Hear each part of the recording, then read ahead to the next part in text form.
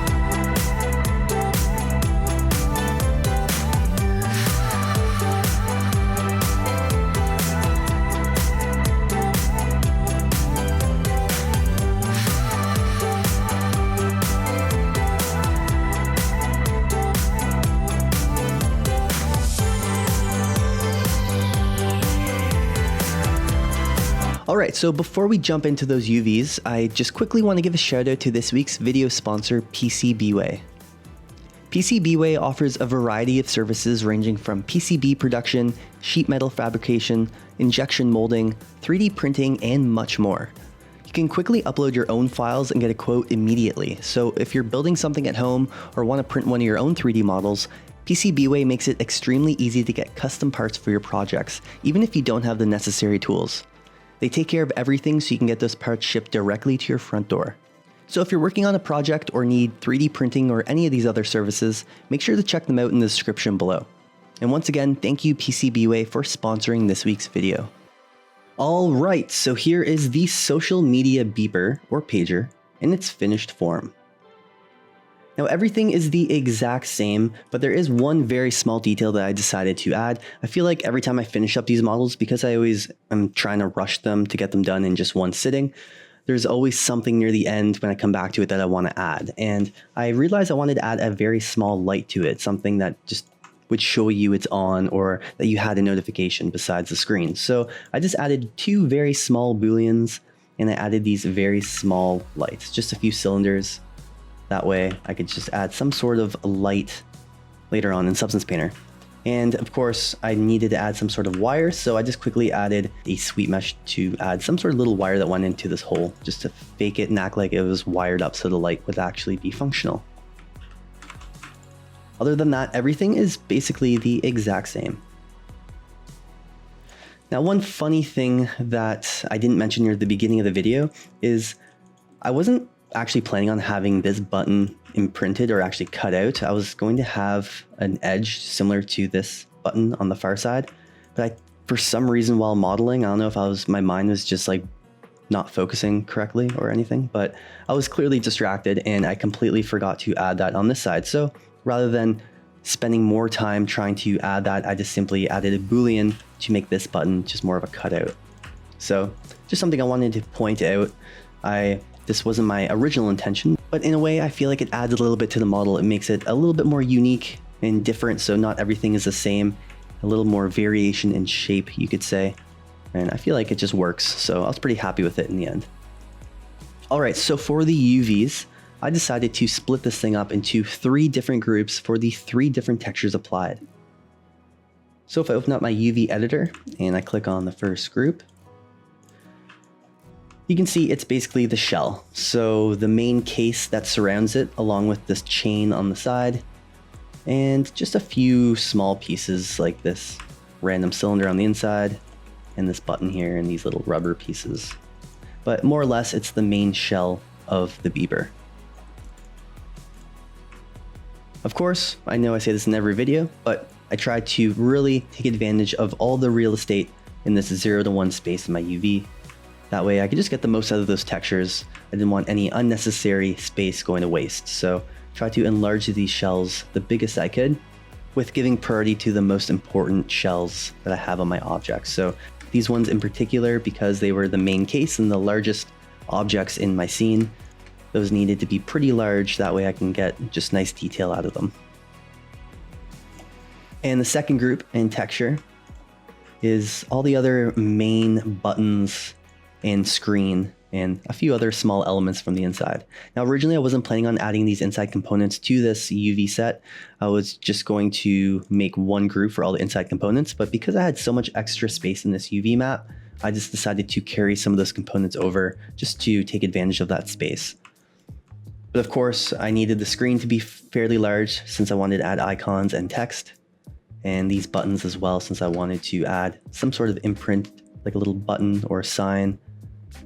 So they needed to be fairly large, as well as my social media buttons. Everything else wasn't too important. These wires, they were just colored, and these little ones up here, these actually had small arrows on them, so I had to make those fairly large as well. But as you can see, a really important thing was making sure that my UV shells were straight, either vertically or horizontally. It just made applying those materials a lot easier later on in Substance Painter. And applying all those text to my screen and my buttons would be easy. I didn't have to, rotate my UVs on an angle to try to make those texts look straight on. Everything's nice and straight, so applying the text would be hopefully very easy. And the third group and texture is basically everything else in the scene. So all the other components under the cover. And like I said at the beginning of the video, this really wasn't important when it came to detail, since you really weren't going to see much of this. It was more or less going to act as a silhouette to make it look like there's a lot more going on than there actually was. So I just added cylinders and cubes just to fill in those empty spaces. But the most important thing was just making sure that my shells were nice and straight. That way I could just take advantage of this real estate. And as you can see, there are a few areas here that are empty, like this space on the side that I probably could have rearranged things to fill in those areas just to take advantage of the empty space. And the big reason for this is because my second group had a few empty spots. So I decided to take some objects from this third group and move them into the second. So that's why there was an object here at one point, but I just moved them over. So I should have came back and just maybe filled in some of these to make them a bit larger just to take advantage of it. Like something like this, for example. But I just decided to leave it as is. So that's why there's a few empty spots on this last UV set. That's everything. That is basically how I prepared this social media beeper or pager for Substance. So all I have to do now is assign a material to each group. That way I can have 3 different texture sets in Substance Painter. And then we can export this thing, jump over to Substance, and we can start our texturing. All right, so now jumping over to Substance Painter, we can go ahead and load in that FBX file from Maya.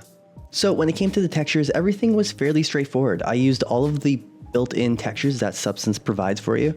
So there's nothing unique that you have to go download on another website. But the only thing that was unique were all of the alphas. So all of those little icons and buttons, I had to find images for those. So what I decided to do was just search up random icons depending on what I wanted. So a folder icon, for example, and all my social media icons. I just found random images on Google Images, brought those into Photoshop, turned them into alphas, basically a black and white photo. That way I can drag those into my Substance file and just stamp or print them right onto my mesh. So other than all those little icons, everything was fairly straightforward. Now, like always, I'm not going to focus on getting everything perfect right away. We're just going to fill in all those empty meshes with some sort of material, and then we can refine them later. And that's a big thing I did with the green case around my beeper.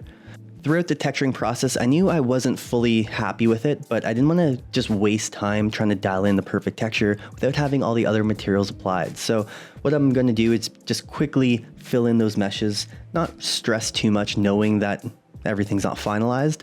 And then we can spend some time at the very end and start tweaking some of those materials, the roughness values, and maybe add a few different fill layers so we can add some more dirt and grunge on top. That way it just looks a little bit more used, not necessarily beaten up, but we want it to look a little bit used, not necessarily brand new. So let's start applying some materials to these meshes, and we can start texturing our social media beeper. Don't forget, if you're interested in seeing this full process in real time, it will be available on my Patreon page, which you can find in the link in the description below.